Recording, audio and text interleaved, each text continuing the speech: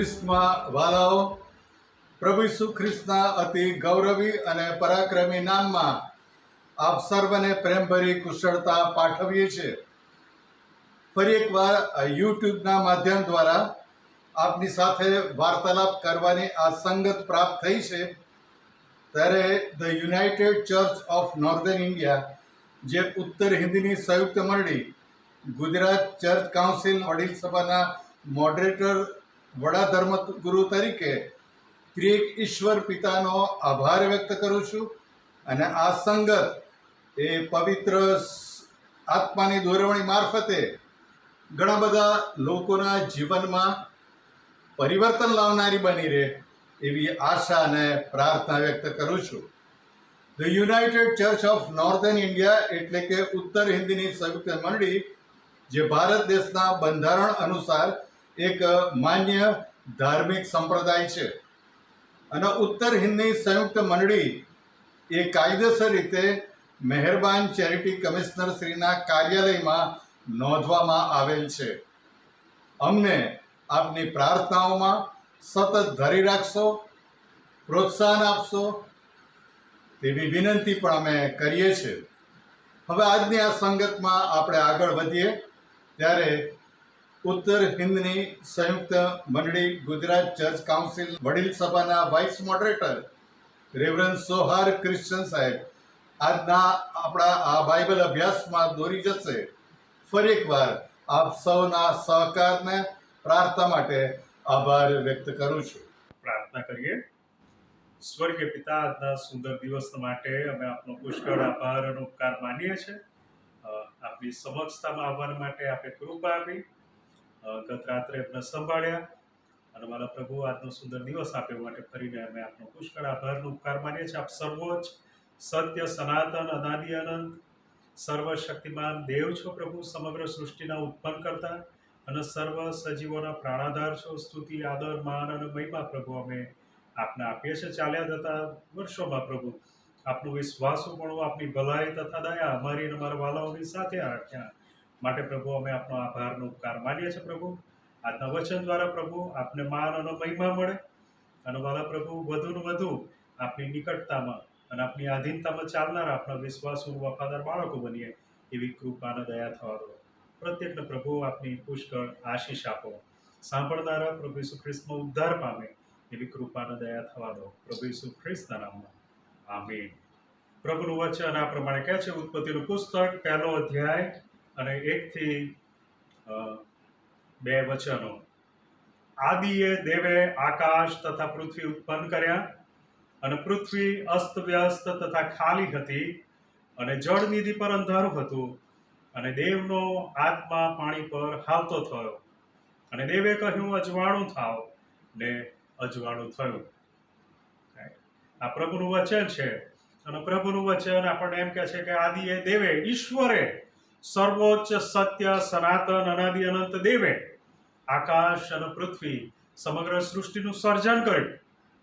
અને પ્રભુનું વચન આરંભ જ ઈશ્વરથી થાય છે। એનો અર્થ એ કે પવિત્ર શાસ્ત્ર બાઇબલ ઈશ્વરના અસ્તિત્વને સ્વીકારે છે। આરંભથી એ સઘળાની શરૂઆત એ ઈશ્વરથી થઈ છે, અને ઈશ્વર વગર આપણે સઘળા અધૂરા છીએ। પ્રભુનું વચન કહે છે, આદિએ દેવે, આરંભમાં દેવે, ઈશ્વરે, સૃષ્ટિ કરતા દેવે આકાશ અને પૃથ્વી ઉત્પન્ન કર્યા, અને એમાંનું જે કંઈ છે સઘળું એ ઈશ્વરે ઉત્પન્ન કર્યું છે। અને આગળ જો આ વચનમાં આપણે વાંચીએ તો 7 દિવસનો આખો ઉલ્લેખ આવે છે, અને પ્રભુએ એક દિવસે શું શું ઉત્પન્ન કર્યું તે વિશે આપણે પ્રભુના વચનોમાં જોઈ શકીએ છીએ। સઘળાની શરૂઆત એ ઈશ્વરથી થાય છે, માટે આપણા જીવનની શરૂઆત અને આપણા દરેક દિવસના, આપણા દરેક કાર્યોની શરૂઆતમાં પ્રથમ સ્થાન આપણે પ્રભુને આપીએ, તે પ્રથમ છે। અને પ્રભુ આપણા જીવનોમાં બીજું સ્થાન સ્વીકારતા નથી, કારણ કે તેઓ પ્રથમ છે, સર્વોચ્ચ છે। અને પવિત્ર શાસ્ત્ર બાઇબલની, પ્રભુના વચનનો આરંભ પણ પ્રભુથી થાય છે, અને માટે આપણા જીવનની દરેક બાબતોને, આપણા સઘળા કાર્યોને, આપણા દરેક દિવસોનો આરંભ આપણે પ્રભુથી, પ્રભુના નામથી કરીએ એમ કરતા આપણે આપણા ઉત્પન્ન કરતા દેવને આદર, માન અને મહિમા આપીએ એ બહુ જ અગત્યનું છે. બીજું વચન કહે છે, અને પૃથ્વી અસ્તવ્યસ્ત તથા ખાલી હતી અને જળનિધિ પર અંધારું હતું. અસ્તવ્યસ્ત, ઠામ ઠેકાણા વગરનું, અરાજકતા, અવ્યવસ્થા અને અંધાધૂંધી એ દર્શાવે છે. અસ્તવ્યસ્ત, કોઈ પણ જાતની વ્યવસ્થા જોવા ન મળે, અવ્યવસ્થા, કઈ સૂઝ પડે નહીં, ખાલી. અને એ ખાલીપો, પ્રભુની હાજરી વગર અધૂરાપણું, 21મી સદીની ગમે એટલું વિજ્ઞાને હરણફાળ ભર્યું હોય પણ સૌથી મોટી સમસ્યા છે ખાલીપો. ટોળાઓ મધ્યે એકલો માણસ, ટોળાઓ મધ્યે એકલો માણસ. મોટા મોટા સેલિબ્રિટીઝ, હસતા હસતા ફોટાઓ, સેલ્ફીઝ વોટ્સએપ, ફેસબુક ઉપર આપણે જોઈ શકીએ છીએ.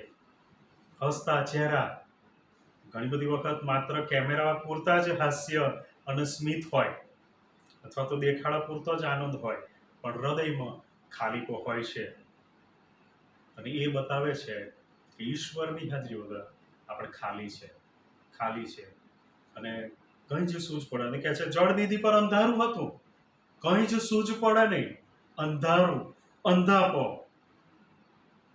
જે ખરેખર તો જ્ઞાનનો અંધકાર બતાવે છે. ઈસુ ખ્રિસ્ત, પ્રભુનું વચન 1 કોરિન્થી 1 અધ્યાય 24 વચન કહે છે, ઈસુ ખ્રિસ્તે દેવનું સામર્થ્ય તથા દેવનું જ્ઞાન છે. અને પ્રભુ ઈસુ ખ્રિસ્ત એ આપણને સંપૂર્ણ સાચું જ્ઞાન એ કરાવે છે. પ્રભુની હાજરી અસ્તવ્યસ્ત, ખાલી અને અંધકાર ભરેલી પરિસ્થિતિ. આજે આપણા જીવનોની અંદર આવી પરિસ્થિતિ હોઈ શકે, આપણા પરિવારની અંદર, આપણી મંડળીની અંદર, આપણા ગામમાં, સોસાયટીમાં, કોઈ પણ વિસ્તારની અંદર અંધકાર ભરેલી પરિસ્થિતિ હોઈ શકે છે. કંઈ જ સૂઝ ના પડે, ખાલીપો આપણા જીવનની અંદર, પરિવારની અંદર અનુભવતા હોઈ શકે.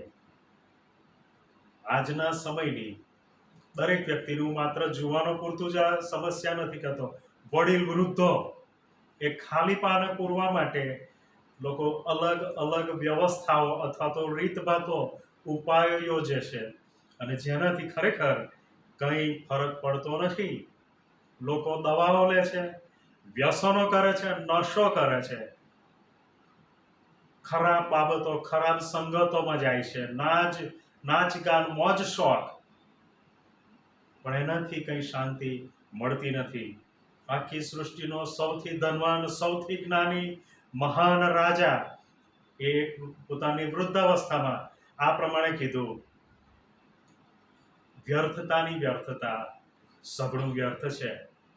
પ્રભુ ઈસુ ખ્રિસ્ત વગર, આપણા ઉત્પન્ન કરતા ઈશ્વર વગર આ જીવન અને જીવનની દરેક બાબતો વ્યર્થ છે. અસ્તવ્યસ્ત, ખાલી અને અંધકાર ભરેલું જીવન એ બની જાય છે. વ્યસનો, વ્યભિચાર કે પછી બીજી મોજ શોખની કોઈ પણ બાબતો, આ જગત કદી સાચી શાંતિ, ખરો આનંદ, ખુશી કે સુખ આપી શકતા નથી. જગતની બાબતો આપણને સુખ, શાંતિ આપી શકતા નથી. પ્રભુ ઈસુ ખ્રિસ્ત સાચી શાંતિ આપે છે, અને માટે પ્રભુ ઈસુ ખ્રિસ્તે કીધું, હું તમને મારી શાંતિ આપીને જઉં છું, જેમ જગત આપે છે તે પ્રમાણે હું તમને આપતો નથી. અને માટે આજે આપણે પ્રભુ ઈસુ ખ્રિસ્તના શરણે આવીએ કે જે સાચી શાંતિ આપે છે, જે ખરેખર આપણું જીવન એ વ્યવસ્થિત બનાવે છે, અસ્તવ્યસ્તતાને દૂર કરે છે, ખાલીપો એમની પવિત્ર હાજરીથી ભરી દે છે, અને અંધકાર તેમના પ્રકાશથી એ ભરી દે છે. ત્યાર પછી પ્રભુનું વચન કહે છે, અને દેવનો આત્મા પાણી પર આવતો હતો. દેવનો આત્મા, પ્રભુનો પવિત્ર આત્મા એ પ્રભુની પવિત્ર હાજરી દર્શાવે છે.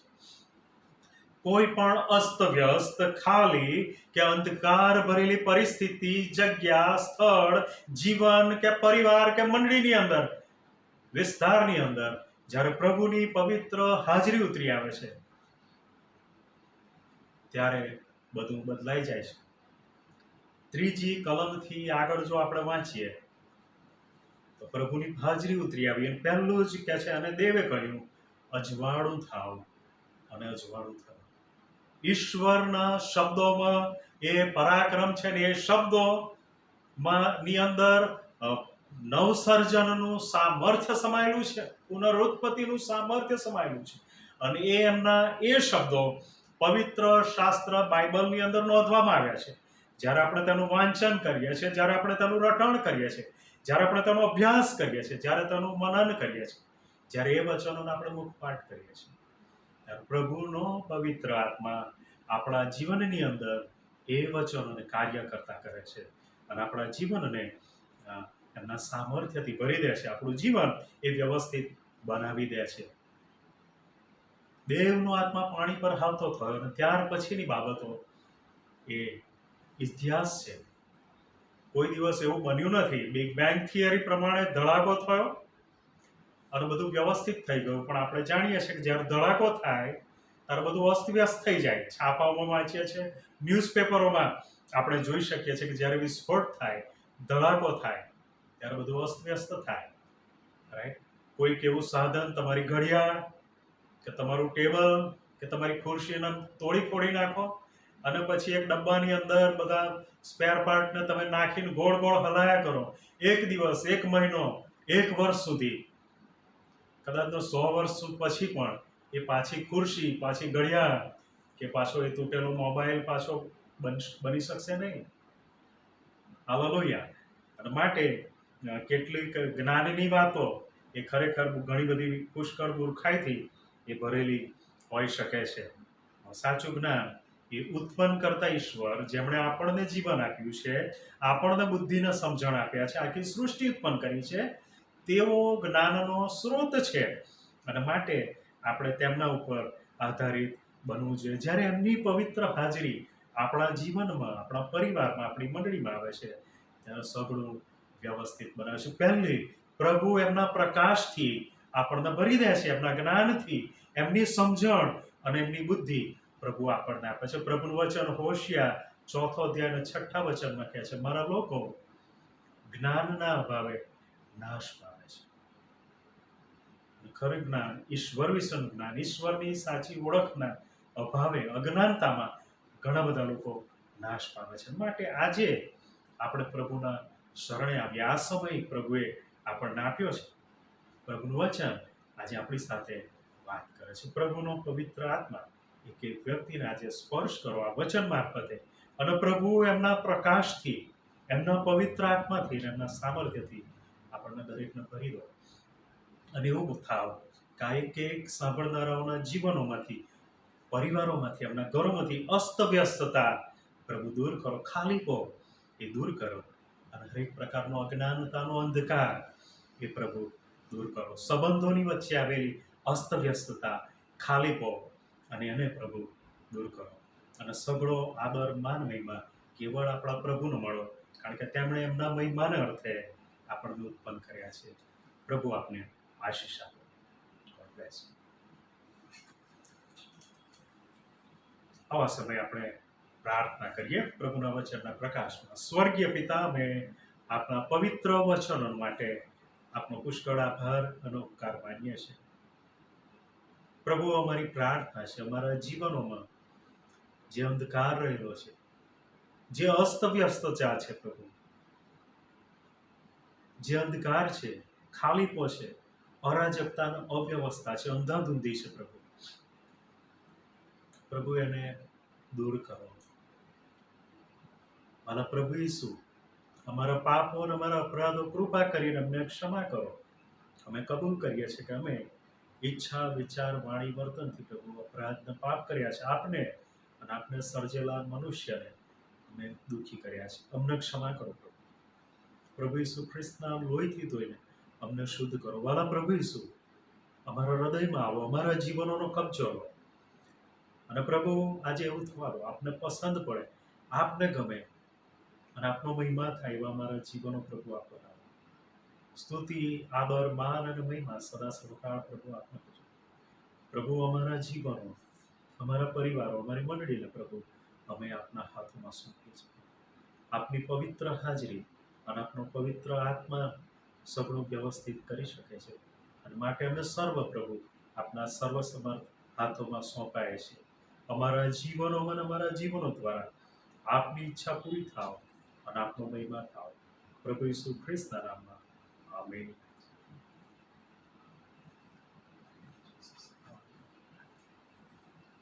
આવા સમયે પ્રભુની શીખેલી પ્રાર્થના આપણે સાથે બોલીશું. ઓ આકાશમાં અમારા બાપ, આપનું નામ પવિત્ર મનાવો, આપનું રાજ્ય આવો, જેમ આકાશમાં તેમ પૃથ્વી પર આપની ઈચ્છા પૂરી થાવ.